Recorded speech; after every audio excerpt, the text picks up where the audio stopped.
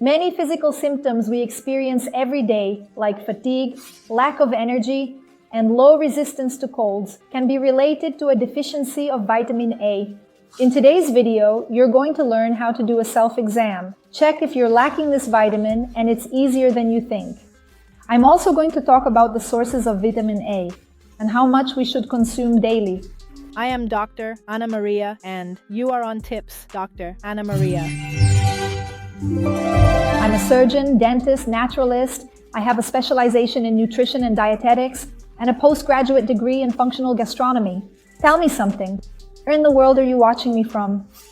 Leave it here for me in the comments because I like to know. When vitamin A is lacking in your body, it affects the structure of many organs, but the eyes are the most impacted. It is responsible for the growth and development of humans. It is essential for our development. And vitamin A is very important for the immune system because it helps defend our body against opportunistic diseases.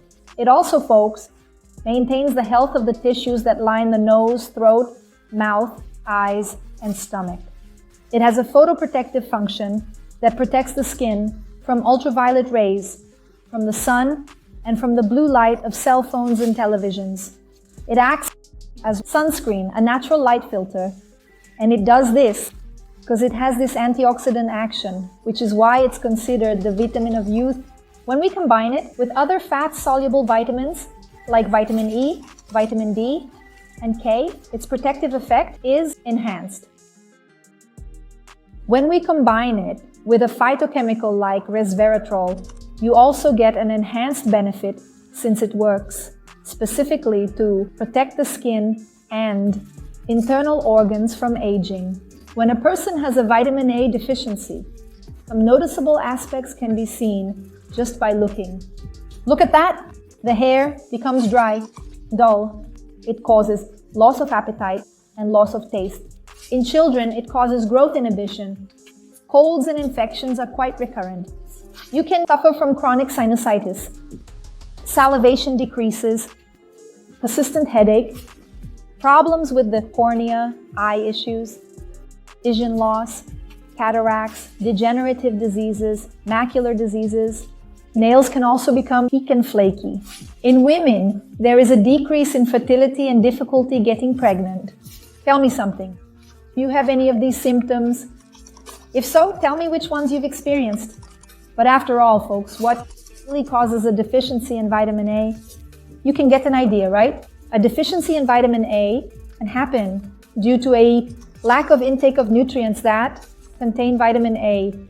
But that's not all. For example, in early childhood, a lack of breastfeeding or early weaning causes a vitamin A deficiency because breast milk is rich in vitamin A and is super important for children up to 6 months old. In addition, consume foods that contain healthy fats. If you don't consume these types of foods, it drastically reduces the absorption of vitamin A by the body. When we get sick from an infection and don't replenish vitamin A, it also affects the body and ends up depleting the stores of that vitamin. This happens because an infection increases the body's needs for the vitamin, leading to a reduction in those stores. And then it creates in a vicious cycle. So if you got sick, it's not just vitamin C you should take, it's vitamin A too. Now let's get to the million-dollar question. What are the biggest sources of vitamin A?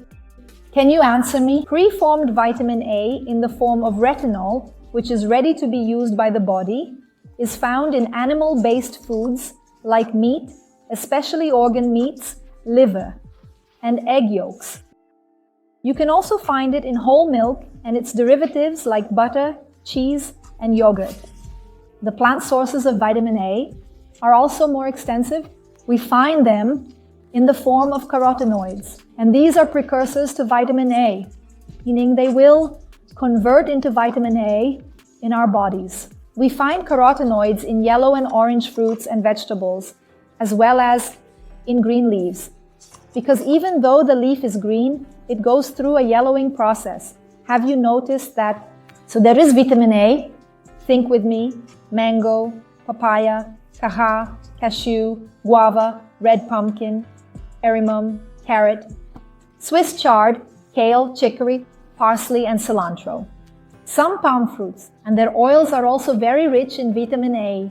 Palm oil, buriti, pequi, pupunha, tucumã. They are very regional foods and oils. If you have this type of oil, tell me where you're talking from. I want to know what you all consume there. And if you thought of any food that I didn't mention here, leave it for us in the comments. Now here's a very important piece of information.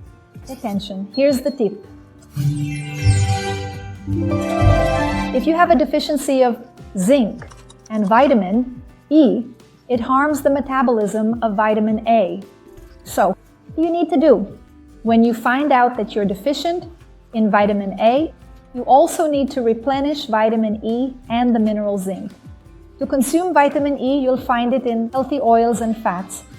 You can find zinc in nuts, seeds, and in eggs too, which are a source of zinc as well as flaxseed.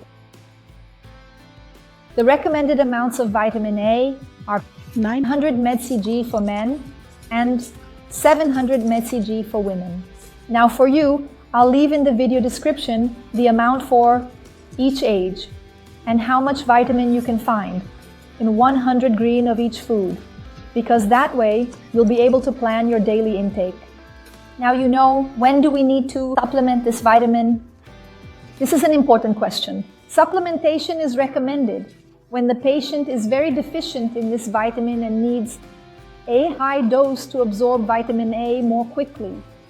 After a period of at least 30 days, you can even stop the supplement if you're able to get enough of that vitamin through your diet. But people who can't consume foods that are sources of vitamin A should also take supplements. It's possible to do a lab test to check if your body has deficient levels of the vitamin. But when the signs are very critical, you can notice it by the symptoms I mentioned to you earlier. So, did you like this content?